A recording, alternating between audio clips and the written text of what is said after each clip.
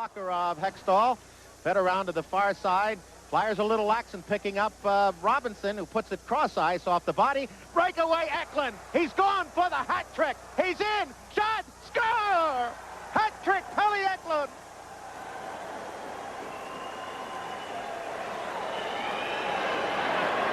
That for Philadelphia in their history is their 12th playoff hat trick, and the other one this year, Tim Kerr against the Islanders in the first game of that set.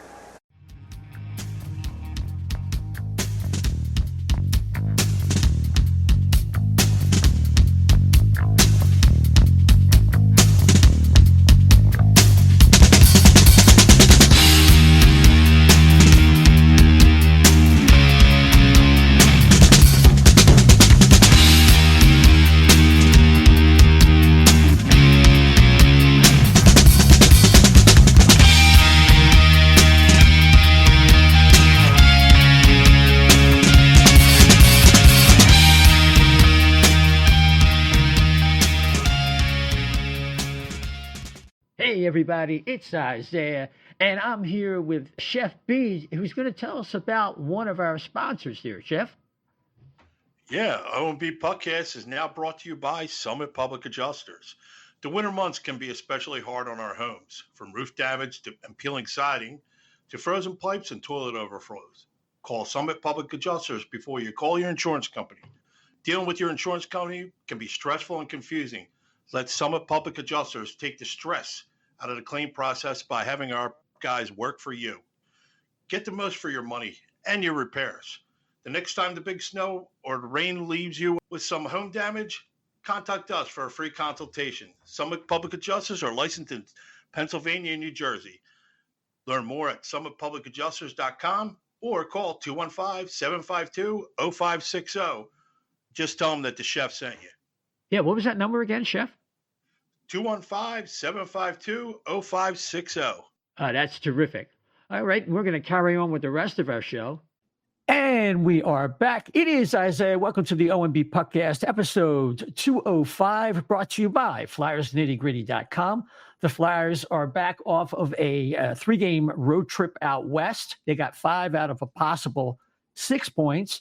They've gone 4-1-2 since our last regular episode. We had a special last week with Anthony DeMarco from the fourth period. We talked about trade candidates. That show is probably relevant for another couple of months because it is 35 games until the trade deadline on March 8th. But, you know, since that San Jose loss, the Philadelphia Flyers are going 10-3-2, including last night's overtime decision that they dropped to the Predators. And I don't know if that trade deadline is going to be significant as we thought going into the season. So we're going to talk about that with a first-time guest. But let's bring in our panel. Always to my left, Chef B. What's the good word, man? Good word is we may not have thought they were going to be a great team, but damn if they ain't a fun team to watch. You're really getting your money's worth. And if you can't see that, I feel bad for you. And also, too, they haven't been out of many games, so they're hanging in there, and I love to see that. So it's good. They put themselves in a quandary for the rest of the season, so it's going to be fun to talk about that till the trade deadline. Absolutely. And, of course, with us, the great Dan Silver. Hey, guys. I had the pleasure of meeting our special guest when I was out in Arizona. I was out there for a horse conference, and Flyers just happened to be playing in Phoenix, so I got to go down there. Great time, a lot of fun. Really nice seeing them on the road sometimes. And so that was fun. So now I'm back and excited about our guest today. Yeah, fantastic. So without any further ado, let's bring on from the Athletic, NHL, and covering the Philadelphia Flyers. This is a name you've heard before. He's taken a circuitous path back to the Philadelphia area, covering the Flyers. And his name is Kevin Kurz. Welcome aboard. Thanks, guys. Good to be here. Yeah. So listen, you got some great stuff coming out on the Athletic and some really great articles, including one you just did on Sam Ersson. But with the way this team is playing, it behooves us to ask you, what's your general impression? Like, I guess the question would be, what did you think coming in? Now you've seen them play for, I guess, a third of the season. And what are you expecting going forward? What's real? What's sustainable? That kind of thing. Well, I guess I'll take it from the top. Obviously, I did not expect them to have this type of record at this stage. I don't really think anyone did. I looked at the defense core especially, and I thought to myself, this does not look like a group that's going to be able to play strong enough defense in front of the goaltenders, even if the goaltenders are playing well. Obviously, Travis Sanheim has taken a huge step forward from what he was last season. I think Cam York has improved just through the course of this season so far. And then you have that second pair of Walker and Sealer that people are already talking about as being a potential trade bait, and maybe even they get traded together for a first round pick down the line, right? So that tells you enough in terms of what you need to know about how well they've played. But the one thing that has just been a constant since training camp is John Tortorella, who obviously I was not here last year, but he has been very consistent in speaking about how he thinks that room is better and that culture is better. And listen, I know it's easy to say that when a team's doing well, the culture is strong, and when a team is struggling, the culture must be off. So I get that, but I'm a big believer in that. And a big reason for that is not just because of people I've talked to over the years, but I saw it happen firsthand in San Jose when they had the culture of Joe Thornton, Patrick Marleau, Joe Pavelski, and those types. Joe Pavelski left as the captain, and the whole thing went to hell. And they're still climbing out of that, obviously, this season. So, I do think there is something to that. I think the fact that Torts keeps hammering it home and says it over and over again whenever he's asked, that there is some truth to that. And you just listen to the guys in the dressing room talk after games or on off days about how much they do care for each other, how much they're playing for one another.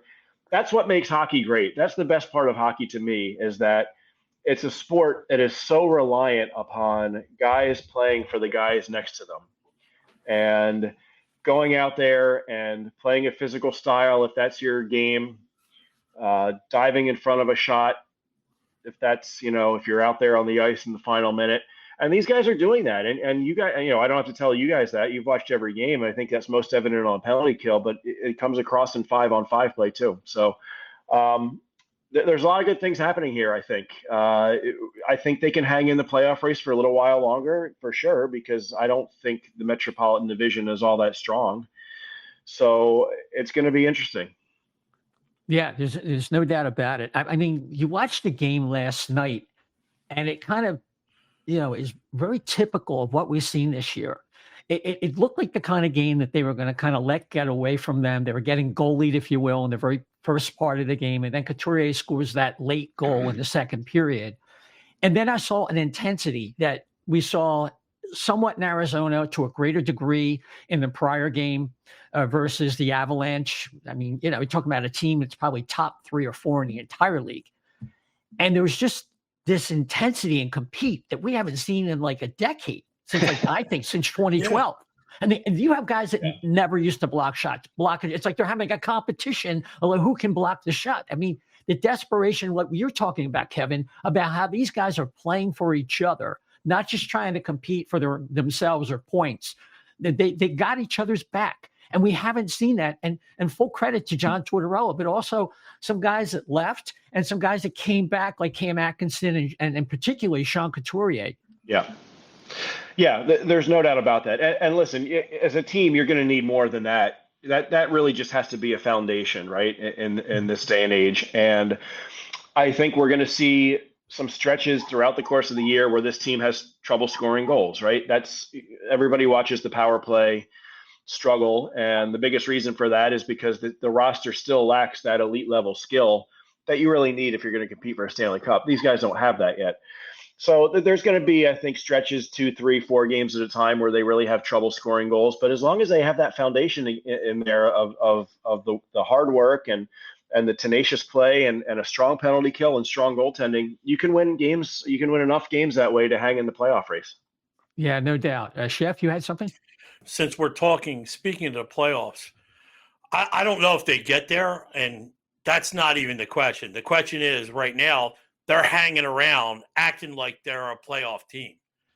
Does anybody think that if this team is still hanging or knocking around the door, God forbid they're in that last playoff spot, are those moves become, instead of becoming dump moves, they're becoming acquiring somebody to make a run move, aren't they?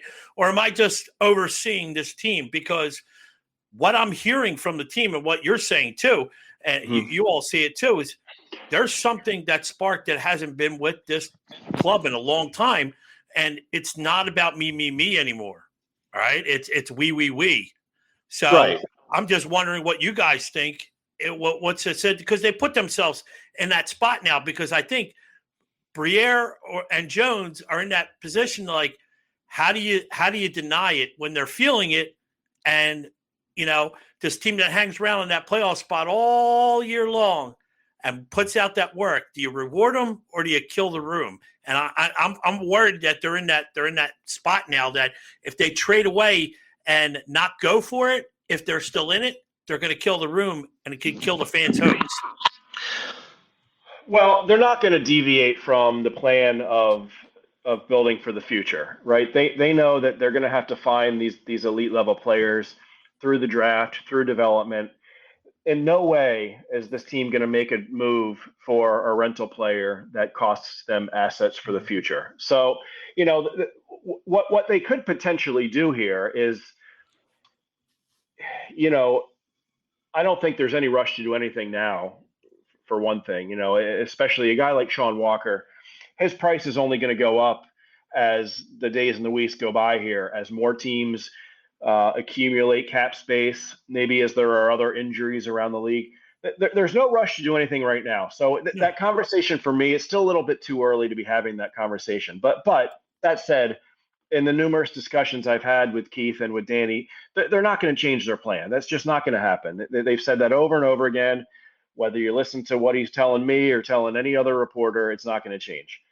So, in terms of potentially rewarding the group for staying in the playoff race, if they are there in the middle of February, late February, leading up to the trade deadline, if there's a move to be made that could, as long as it's a move that helps them for the future as well as the present, and it's not at the expense of someone, say a Sean Walker, who they, could very well get a first round pick for, it's, and the other thing about the defensemen that are on the block is the longer you hold on to, and again, why there's no rush, the longer you hold on to Walker and Sealer and some other guys, you're letting the other defensemen get big minutes with the Phantoms, right?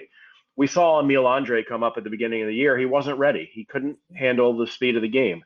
He's playing big minutes down there with the Phantoms, and there's obviously there are other young guys down there too. So it's a slippery slope, and you could end up disappointing some of the players in the room and some of the fans, obviously. But that's not really the goal of this year. Is to reset the organizational foundation, which I think they've done, and at least we've seen signs of that, and then.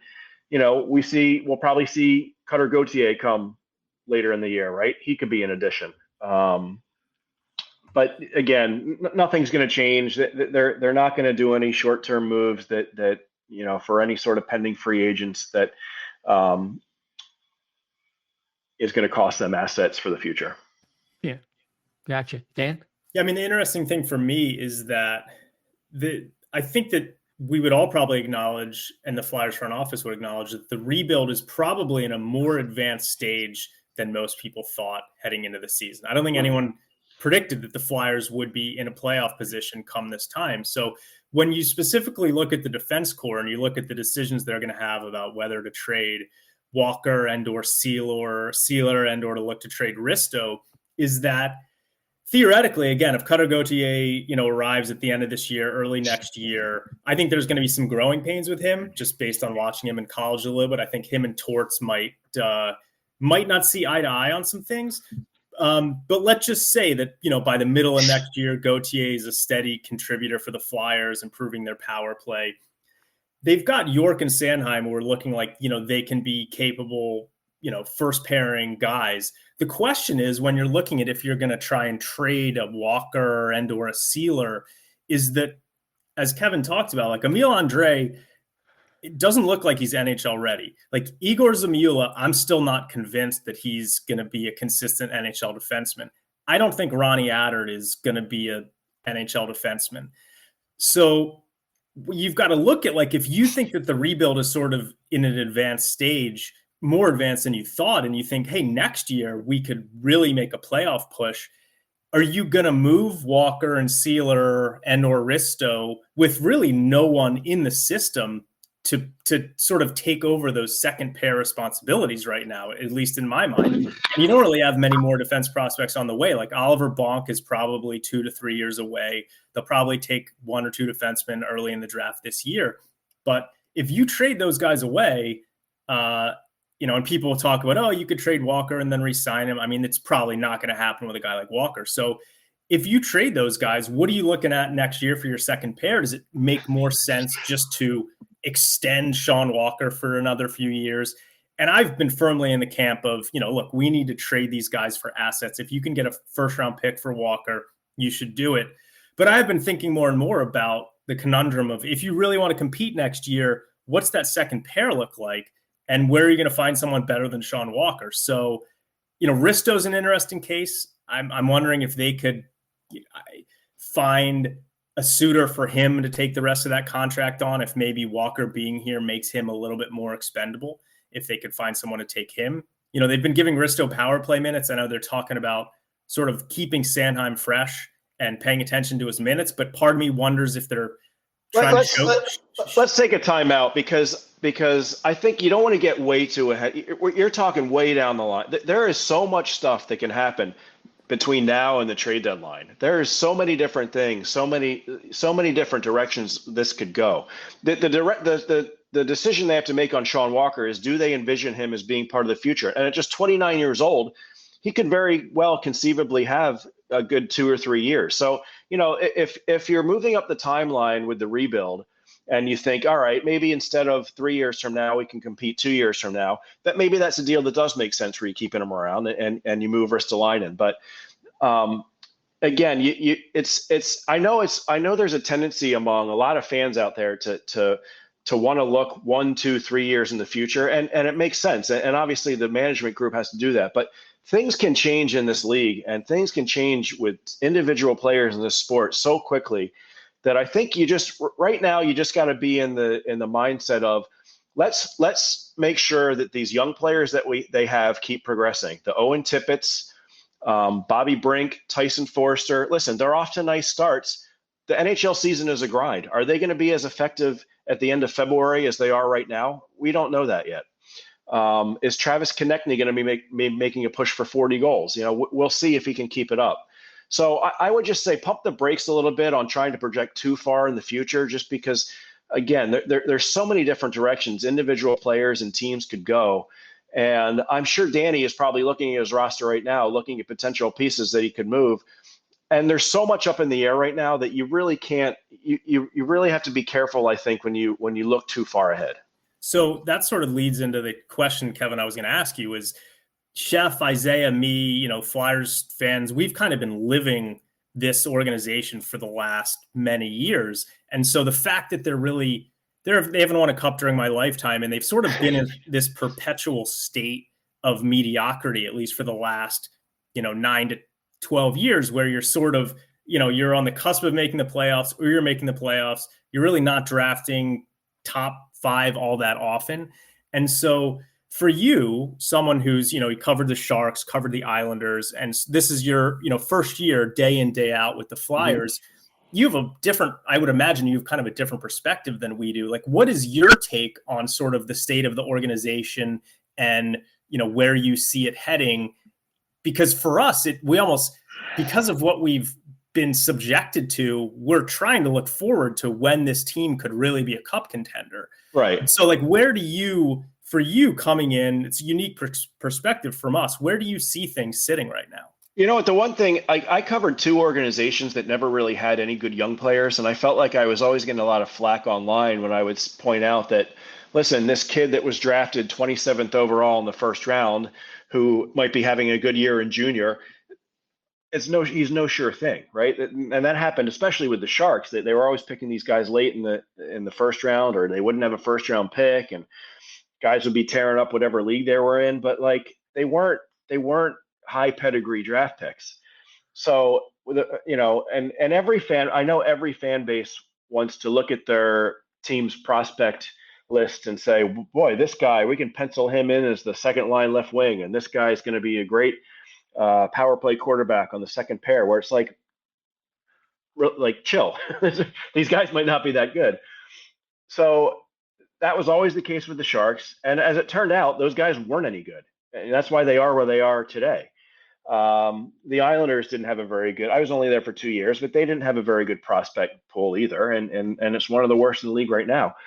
The Flyers, I watch these young guys. These guys are actually pretty friggin' good. When Owen Tippett can score. This guy can play. He's looks like he could be a potential 30-goal scorer on a regular basis. Tyson Forrester's done all these good things, and now the offense is coming around. Bobby Brink, we've seen flashes of him playing really well. So that's what I would say, that maybe it's almost the opposite. So I don't think some Flyers fans realize how good some of these young players are, and how well they've played so far this season. I mean, that to me, if I'm a Flyers fan looking at this team, that's what I'm excited about, is you really might have a good crop of young players that we can see these guys improving over the last 3 or 4 weeks. Cam York, you can throw him in there too.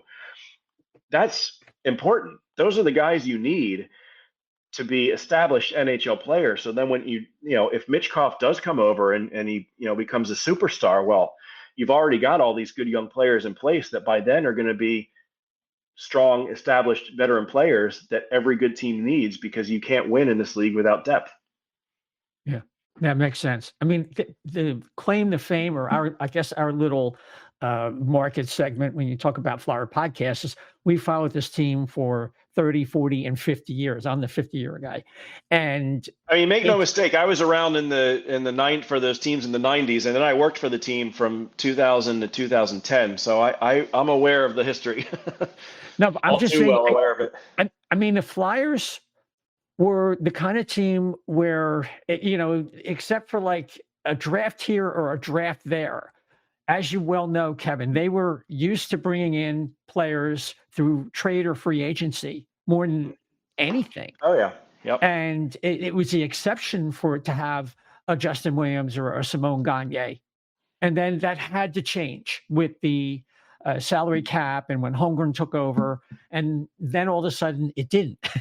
And then we had the Hextall years, and everybody knows the rest of the story. So I think that what you're pointing out here is key, because the last time I remember this many good young players all coming together was in the 80s in that squad, when you had Tocchet, they went out and got Murray Craven, Peter Zezel, and they had already had Mark Howell. And then some of the guys I guess were comparable to Giroux and Voracek, like Barber and Clark. Not, the former weren't as good as the latter, but still Prop. They were, they retired. Yeah, well, right. And Prop was a holdover from that 80s Cup team. So I guess what I'm really driving at with all this drivel is that it has been a while, and this fan base is not used to seeing so many players showing promise that are in that age group at one time. So I think you're making a really good point. Yeah, I think that's well said. I mean, you could make the case that they sort of did that when they drafted Carter and Richards, and those guys kind of helped drive the bus to that run in 2010. But yeah, you're right. I mean, how many years was Clarkey trading away draft picks or young players or Patrick Sharp for returns that didn't work out? That's obviously that's kind of their history. Ellison, who never made it. Yeah, I'm interested. Go ahead, Go ahead, Dan. No, I was just going to say, I'm interested, Kevin, in your experience so far covering John Tortorella. I mean, just for me watching his interviews this year, it seems like he is a little more mellow than he was last year. And I think last year he was more mellow than he'd been in the past. But just, curious from your insider perspective, what it's been like for you, interviewing him, covering him throughout the course of the season so far. Great. I mean, I don't know how else to put it. It's funny you say that you think he's a little bit more mellow, because other people have told me that too. That he's been a little bit more maybe accommodating to the media this year. Maybe that's a directive coming from above. That wouldn't surprise me. But I don't. I think at least 90% of what he's saying to the media is what he's telling these players behind closed doors. I think you are getting an honest take from Torts when it comes to individual players, when it comes to strategy, how things are going, and that's important. That's something that not every head coach has in them or is willing to do. In fact, most of them, I would say, probably aren't willing to do that. So there's times where you'll ask him sort of an innocuous question and he'll go off and give you just this great quote. I mean, the perfect example is what happened after that Garnet Hathaway play with Luke Hughes, and Jordan Hall from Comcast or NBC Sports Philadelphia asked him the next day if there was if he had anything more to say about it. And he just went off, right, about how it's the no-hit league and young players aren't equipped to play in this league. And actually, I took those quotes and I talked to about 7 different people around the league about that, and it allowed me to write a 2,300 word feature that's going to run later this week on The Athletic. So not to give a little plug there, but it was those comments. Yeah, those comments really went viral around the league, and most people, I think, agreed. Most people did agree with what Torts had to say. So it kind of sparked a conversation that I think a lot of people around the NHL are having right now. So Torts has been great. I have no issues. Just don't ask him any stupid shit. He's going to give you a good answer. Yeah, nothing wrong with that. You've wrote some really good features that are available now on The Athletic. One that just came out about Samuel Ersson, some interesting comments from Marty Biron, and another comparing Cam York somewhat to Dan Boyle, who we remember always burning us when he was with Tampa, and then later with San Jose. He did, yeah. It was he was talking one day about Cam York, a smaller defenseman learning how to defend, and I just thought of Dan Boyle because I covered him in San Jose, and he was one of my favorite players to cover. Just him and Torts are so similar in terms of their just competitive fire. I mean, 2 of the most competitive guys you'll ever meet. And they used to butt heads. I knew they used to butt heads, but at the end of the day, I know they respect the hell out of each other. So, I thought some people texted me about that and said that was a pretty good comparison, because Cam York does have a lot of those same skills, I think, that Dan Boyle had. He's a smaller guy. He's never going to throw huge hits, but he's got to learn to avoid hits, which he's been able to do. Thomas Hickey, who's a former defenseman, told me how well he is at, or how strong he is at just, knowing where he is on the ice, knowing what's going on around on the ice, so he doesn't get run by a guy that's 6 inches and 30 pounds heavier than he is, and that's sort of allowing him to thrive on both ends. So Cam York, I think, is a guy, again, I think he's made real strides, and there's going to be some ups and downs, but that's what this season is supposed to be all about, is throwing these guys out there, giving them big minutes and seeing if they can handle them, and if they should be a part of the rebuild or they shouldn't be. Yeah, it definitely makes sense. I'm just wondering, because, we are obviously kind of like been covering the team, so we can see all these pieces kind of sort of coming together. My biggest thing is, I talk to people on a regular basis about the team, and it's like they don't want to be lured into, again, heartache, that they're waiting for the floor to drop out. It's the same old. They do this to us every year, and then now they're going to get drafted. Now, these people have been disparaged over the last couple of years. The hardest thing I've been sitting there telling people, like, you're going to find that they're at least entertaining games, and that's why I said at the beginning of the show that, how do you see it from the outside for this your first year covering them, back covering them, I should say. Mm-hmm. What's your, I guess, unbiased opinion, because we want to see this team grow and thrive, but we've been doing this now for a while on this team in the city. What's your fresh take on it, I should say? Well, if you're just a fan from the outside, and if you haven't been paying attention to the Flyers for a little while because they haven't won games and because they've been a tire fire at sometimes, like, that's understandable. But again, I think I think there are some good things happening with this team. If you want to get in on the ground floor and you want to listen, no one knows if this rebuild is going to work, obviously, right? This could still go so many different ways. We still, Danny Briere still has to prove himself as a general manager, and Keith Jones has to prove himself as an executive, and they know that. So they have some work to do. But that said, I do think just based on what we've seen so far, their steps have already been taken in terms of resetting the foundation, resetting the culture. And if you're a fan from the outside and you want to get in on the ground floor, to me, it'll be interesting. That's why I was excited actually to make the move to cover this team, because there are a lot of interesting storylines here.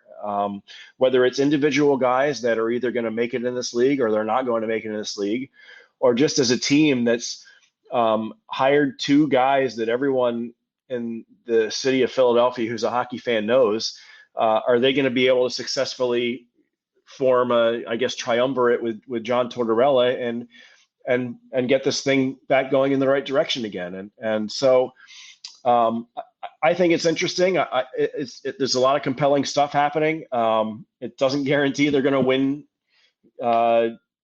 win games. It doesn't guarantee they're going to be in the playoffs 2, 3, 4 years from now. But I do think if you watch the way they play, they're playing an entertaining style so far. And if you're paying attention to the off-ice stuff, there's a lot of interesting things going on there, just in my opinion.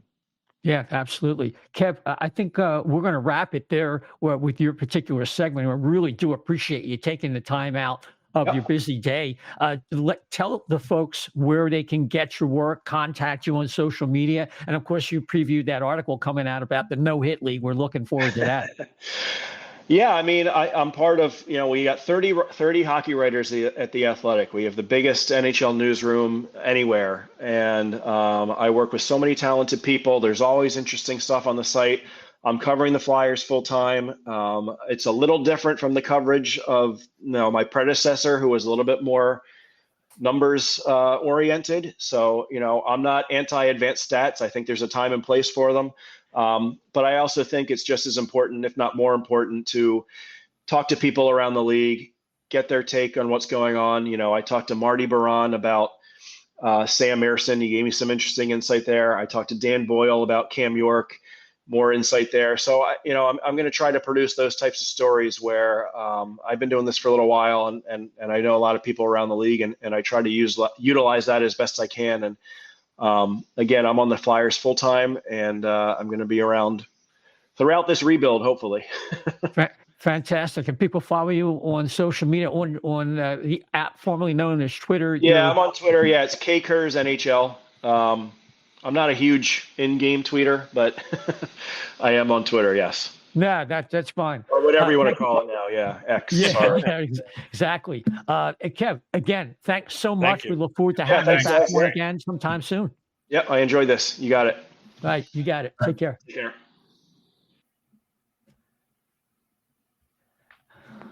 Well, I think Kevin has some good perspective there. Dan, with any feedback?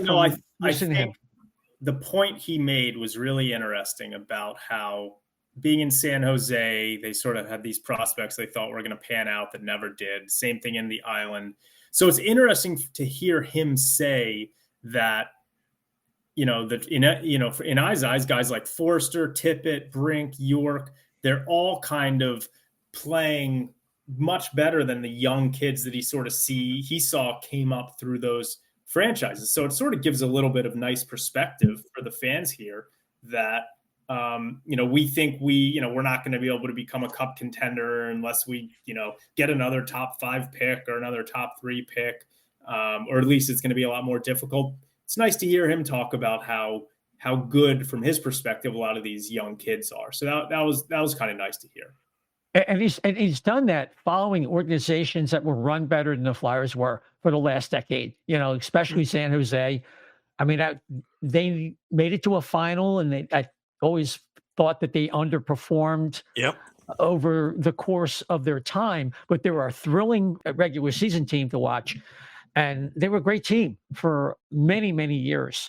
And it does help to have his perspective. And Chef, the thing is, for fans out there who listen, who you were talking about how they might be let down or might be drawn in by this team. Yeah. I think, Jason Martinez talks about this concept all the time. Like, what really are your expectations for a season where they talk about they're rebuilding, they're overperforming what everyone, including the top brass, ever thought was possible so far. And their process, the way they play game in and game out, they deserve to win most of the games they played, let alone the games they've won. They've had very few games where you say, oh, gee, like it was the beginning of last year when Carter Hart was standing on his head. Games. He was stealing games for him. That hasn't happened that often. I mean, last night they lost. Okay, their backup goalie gave up a squeegee at the end, but overall, he played pretty well. They're in the best situation goaltending-wise, at least for this year. But I guess getting back to the original point, why would anybody be upset? Even if they go 500 the rest of the way and nothing really happens in terms of playoffs. I mean, like, Kevin said, if these kids continue along this path, they're already ahead of the game, and their rebuild may be a year or two ahead of the process. Well, you got to look down the lineup here.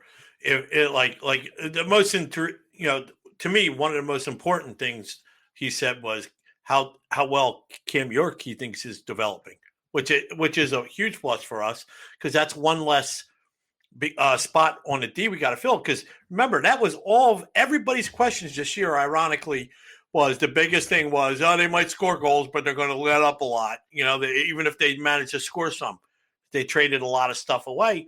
And here the D was the biggest concern for a lot of people.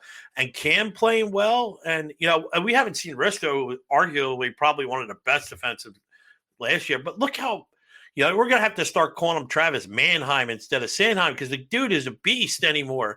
He's one-arming people and driving the net. It's like, that's a man, baby. Yeah. So I look at this, and when I talk to people, I'm like, you got a lot to be hopeful for. I'm not saying they're going to win the freaking cup this year, but I'm telling you, you're getting your money's worth.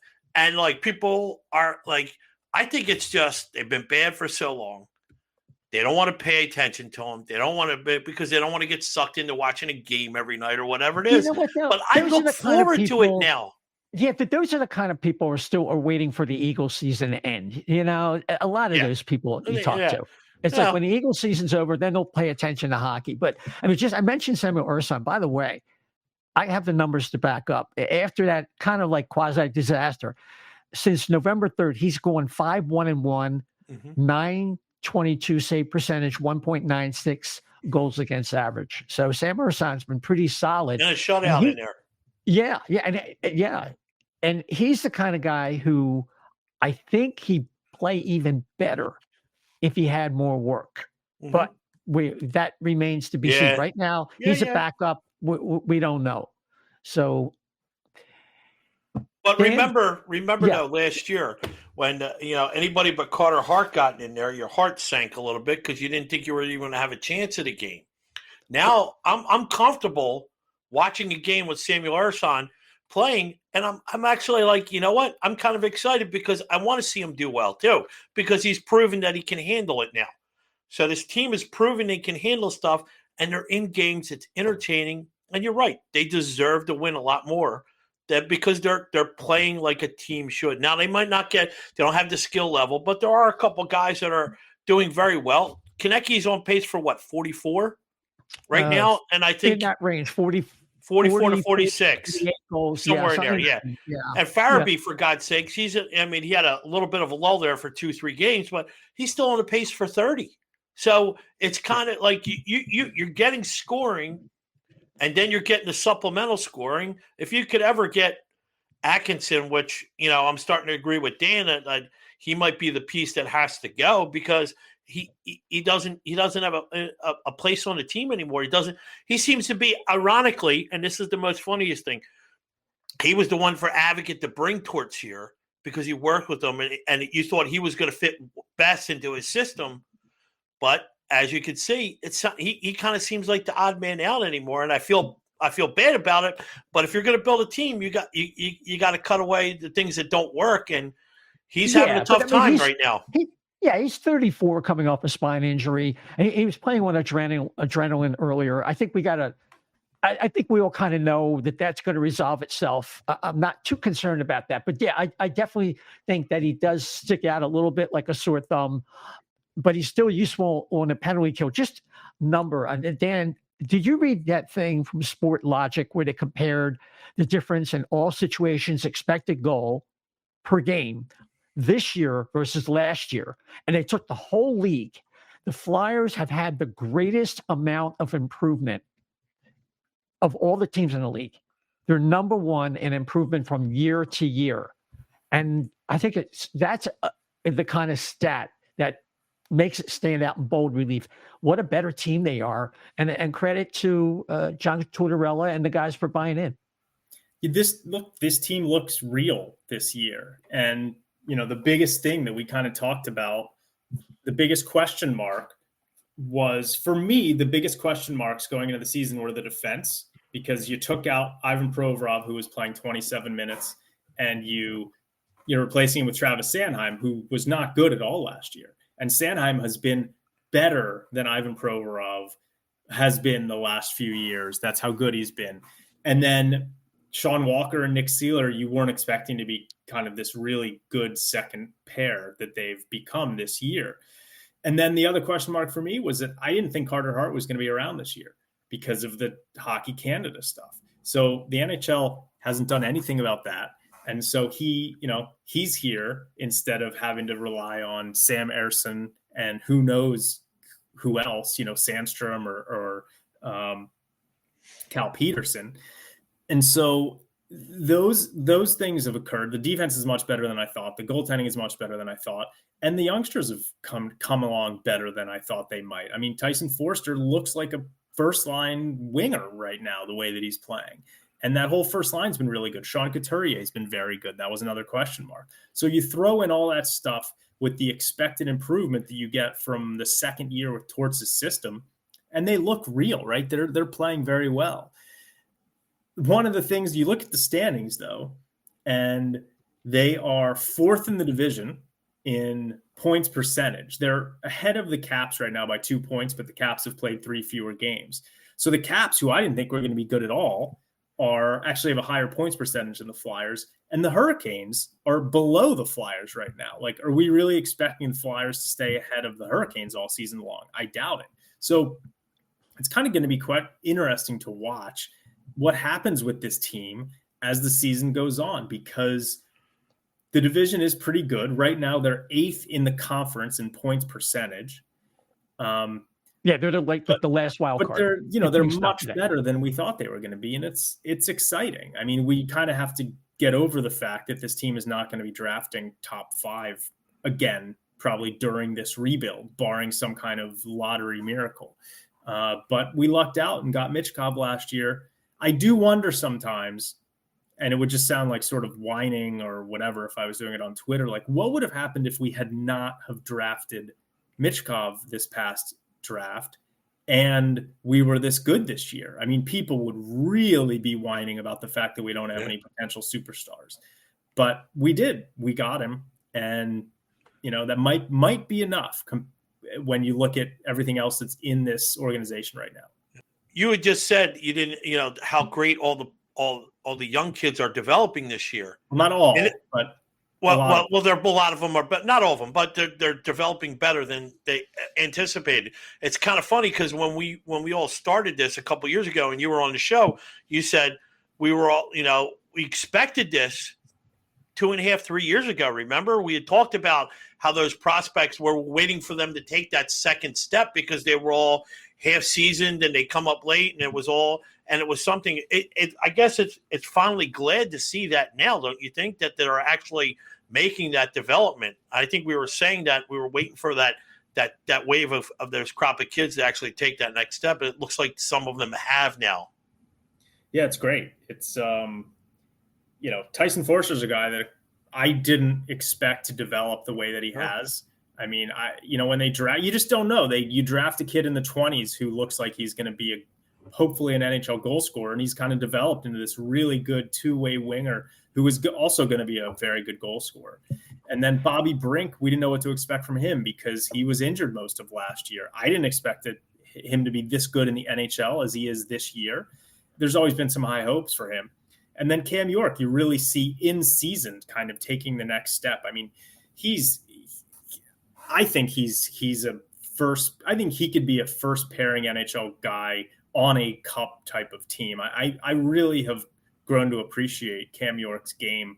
I think he's got a lot more upside that's yet to be uncovered, sort of like the same thing happened with Travis Sanheim. Look at how long it took Travis Sanheim to reach where he is now. And I think Sanheim still has another level or so to get to because he's still fairly inconsistent and he's not that great on the power play right now. These are things that I think he can improve on. But yeah, it's nice to see a lot of these young kids. On the other hand, I was writing 4,000 word articles on Morgan Frost 3 years ago, and it's never come to fruition with him. So there are still the ones where you're sort of like, I don't know if that's going to work out. But a lot of these young kids, they are sort of working out. Yeah. Last night, Morgan Frost, not a bad game. He made some nice plays. Not bad.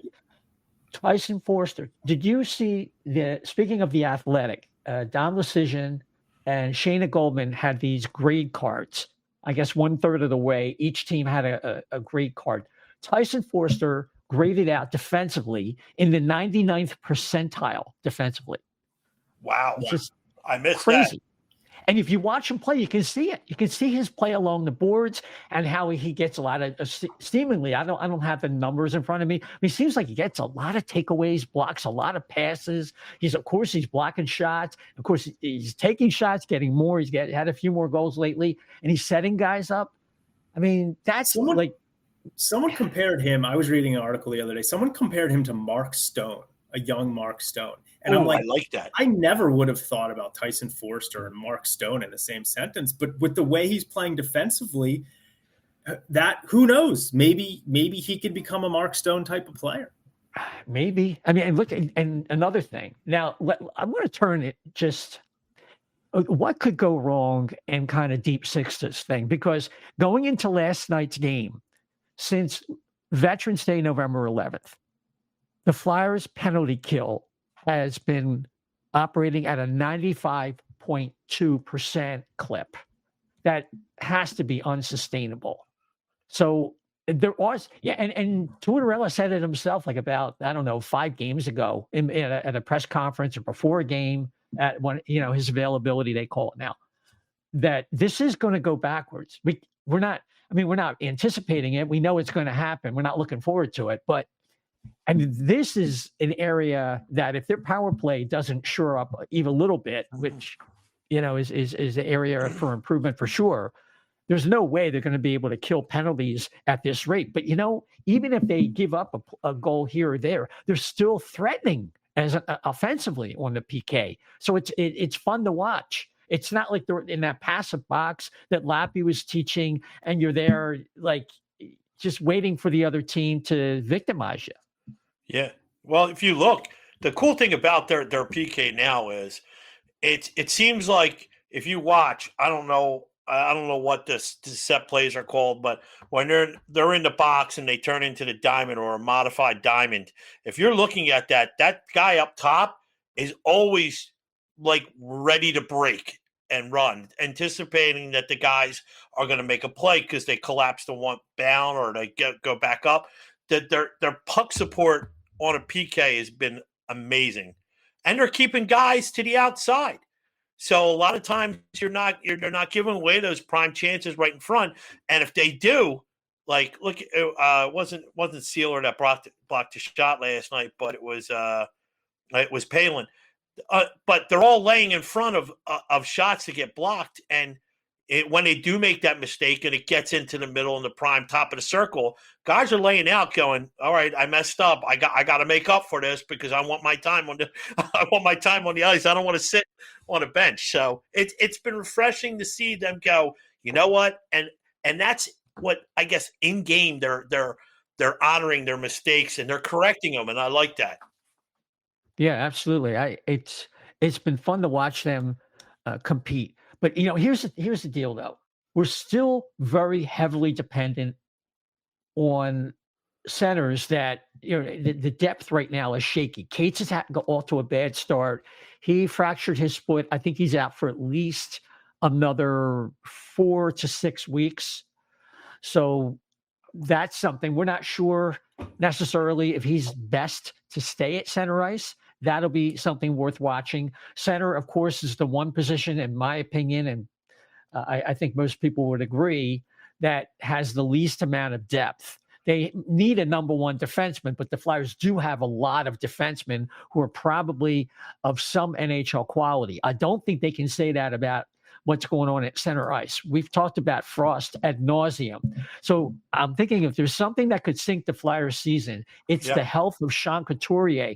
And Dan, I'm thinking there seems to be a conscious level of concern there that's being realized with Torts talking about maybe cutting back his minutes, because it would seem as if it's compulsory. Yeah, I think that Couturier has been great, and you haven't really gotten the sense that he's feeling any ill effects from the injury. Whereas with Atkinson, you can kind of wonder if maybe he's feeling some ill effects from the injury. Couturier is younger than him, so maybe it's sort of an easier recovery. But I won't be surprised if he starts trying to find ways of dialing back Couturier's minutes. It's tough, though, because the center depth isn't really there to do that.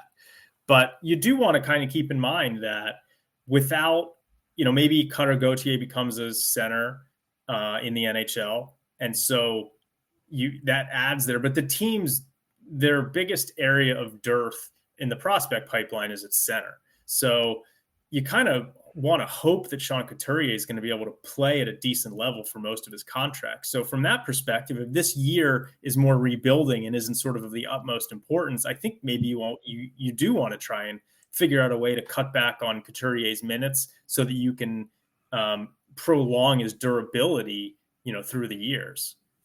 And that's the thing that has me thinking, and Shep, we'll get to you in a second. If the Flyers are going to make an ad this year, it would not surprise me if they got a veteran center who has like another year or two on his contract, who could be that guy. It gives them an either or with Paling, but it gives them a little backup, a little cushion in case either Couturier has an injury, and like you just mentioned about cutting back Couturier's minutes. If it's not going to cost a lot, I don't think that would be one ad I would not be against, because it's a forward-looking move. Yeah. At least from my perspective. Chef, what say you? Well, if you're just going to swap out a guy for a guy and the pay is probably going to be similar or close, then I'm fine with that. If you're actively looking for something to shop, but like Dan said, there are other options that hopefully work out in the long term for you. It's also hard too, because you look at Sean Couturier, and I think it was Torts that said that. I looked down at the bench and he's looking at me like, why ain't I in there? Right. In certain situations, and you sit there and go, yeah, I can, that angry ginger looking at me or whatever, and you're like, oh, but as the coach, it's like you need to be the coach and say, look, we love you. You do great when you're out there, but at the same time, you got to mitigate that, because you're right. Eventually, it comes back to haunt you. It'll catch up to you. It's a long season, like you said. 35 games to the trade deadline? That's just to the trade deadline. Yeah, 35 games to the trade deadline. You don't want to burn out your guys before that, because then you have nothing to shop for, or nothing to sell. Well, yeah, and I don't think, like I said, even the most ambitious scenario. Oh, I don't mean for Coots. I meant in general. Right. Yeah. No, I'm talking about like in this season. They're not going to be that ambitious if they actually did add to this roster before the trade deadline. Again, it would have to be a forward-looking move. But that said, it's the same thing with Sanheim. They're trying to cut back his minutes too, and I think it's a wise move. They took him off the power play. I think some of that had to do with wanting to get York in here. York needs a shooting coach. He's got to improve his shot. You want York to get better on the power play. He has to have a more menacing shot, more accurate. That's something he really needs to work on. If he can improve that and do better than Matt Carl, because he's really at a Matt Carl level right now for me. He wants to improve upon that. Then you'll see him, I think, I think their power play will improve, at least in that regard. Yeah. I agree that York needs to improve his shot, but I mean, a lot of the really good NHL power play guys don't have massive shots. I mean, Quinn Hughes it was just this past offseason that Quinn Hughes really worked on and retooled his shot, and he's scoring more goals this year. And I know Cam York is not Quinn Hughes. He's not quite as dynamic as Quinn Hughes, but he's got a similar type of playing style. I think particularly once Cutter Gauthier arrives and you've got Gauthier maybe on one faceoff circle for one-timers and Forster on the other faceoff circle for one-timers, it's not going to be quite as important to have a huge booming shot from your number one power play D-man. So I agree with you that York has to work on his shot. I just don't know if I'd say it's imperative for him to have a huge slap shot to be our top power play guy. It's more accuracy. I mean, it could be accuracy, and a wrister's fine. It's just getting it through is really the main point. So, yeah, Chef, you wanted to add another point. Oh, no, I would just say accuracy. At least that's what, when you look at Andre, I know he wasn't working out, and we all agreed that he needed to go down.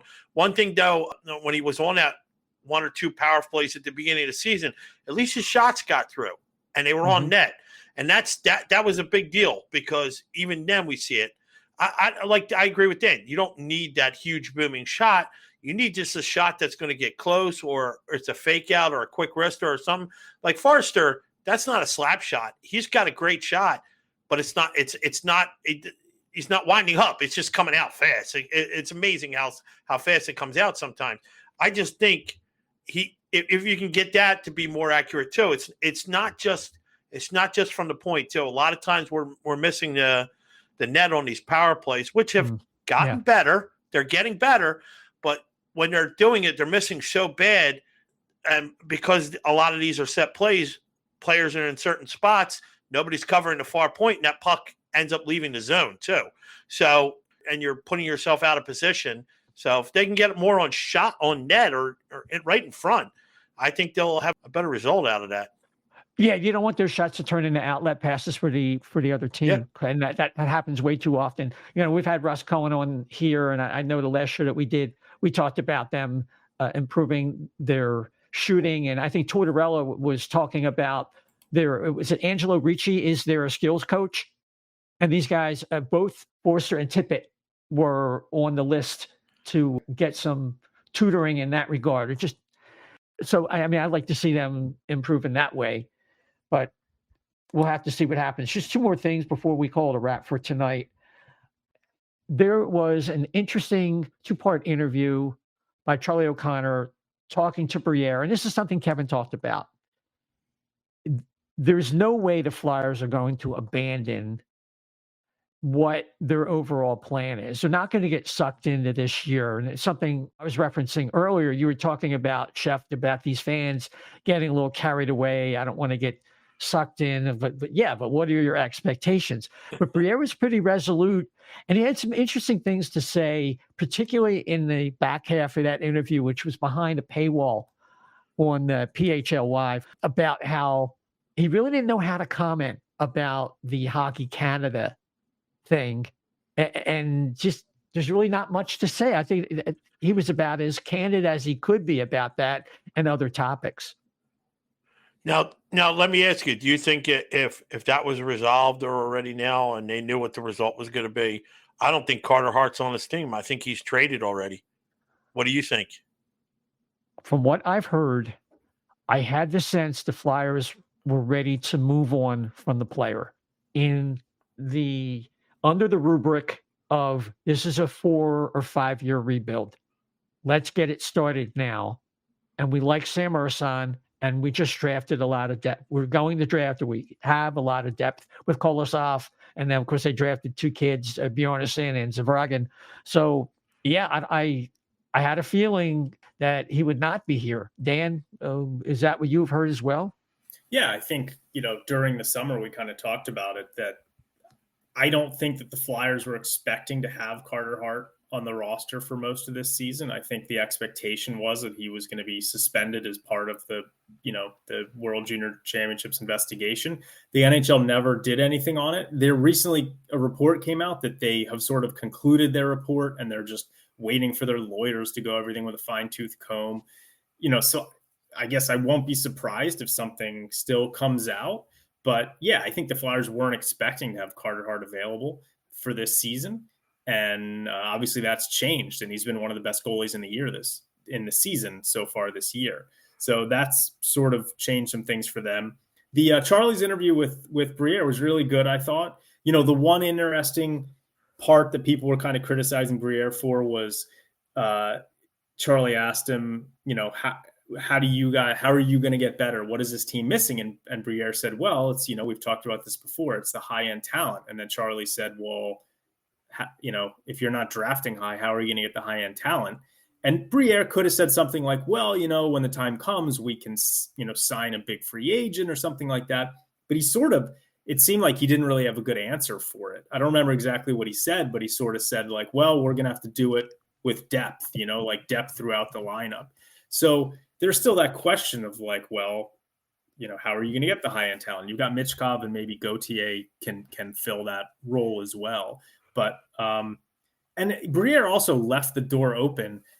Charlie asked him, are you going to be buyers? And Briere said no. But then he went on to say, well, that's right now. That's me talking right now. Like things could change. So does that piggyback what Tortorella said when he was saying we want to be ready for when Michkov and the mad Russian gets here? I think that's what he said. And so, like, if we have to go out that way, these guys are playing at the level we are, and if we have to bring in free agents, we will. I think Does that kind of piggyback that? He's talking about stylistically. Yeah, Torts is just talking about the style that he wants. Aggressive nature. Playing, for when Michkov comes over and maybe they sign a few more high skill guys that maybe won't be committed to defense as some of the guys are now. Yeah, that'll be when Berube's the coach, So or Brad Shaw. Well, the interesting thing is going to be that Brad Shaw has done such a good job with the penalty kill, with the defense core. I'm hearing rumblings that some teams are going to look at him for head coaching positions soon. I think that we're all thinking that at some point Tortorella might step upstairs into the front office. I wonder if they're faced with a conundrum of possibly losing Brad Shaw, if that might accelerate sort of moving Tortorella upstairs. I think that he'll probably be coaching the team for at least a few more seasons, but the Brad Shaw situation is going to complicate things. Yeah, that's interesting insight because of the way Jones prioritizes the defense, not just in terms of the talent level, but in terms of type of defenseman. He wants a very long, wants a lot of length and puck moving ability. And he compared, what the Flyers have now with what Stanley Cup winning teams like Vegas have had and all that. So that would make me think they prize him. You wonder if a guy like that wants to be a head coach, you can't really stop him. You could pay him a little more, give him a raise, but if he's going to want one of those jobs, there's only 32 of them, and the guys are getting fired all the time. So it's interesting. They have to do what they did with Briere. I mean, they basically extended Briere. Probably could have become the GM somewhere like Montreal, and the Flyers basically said, "Look, we're going to give you a new title. We're going to pay you more." And trust us, you'll be GM in no time. They could say the same kind of thing to Brad Shaw, like, hey, like we're gonna raise your pay, and when we can guarantee you that Torts is leaving a year and a half from now, 2 years from now, and you'll be the coach. They could do that. Yeah, absolutely. Yeah. So I just one last thing in terms of Briere's answer about free agency and all that and trades. I just think going back to what Kevin said. We're only 1/3 of the way into this season. So much can change in this season alone, let alone looking forward, a year or two down the road. I don't doubt for a second that free agency and all kinds of trades are possible when the moment is right, because there's no way they're going to be able to fill top defensemen top 2 center positions. All right, so let's just say Couturier is one of those guys. There's no way they're going to be able to get every one of these pieces through just the draft. So if their biggest needs are number 1 center and number 1 defenseman, it wouldn't shock me at all if they have to go out and obtain them through free agency or a trade. Not at all. Now, my question would be this. They got 2 number 1s in the draft next year, and it is supposed to be a pretty good friendly draft. Do you think that guy D friendly? You think that number 1 D is in that draft next year that they can get and develop? Dan would know that better than I would. Yeah.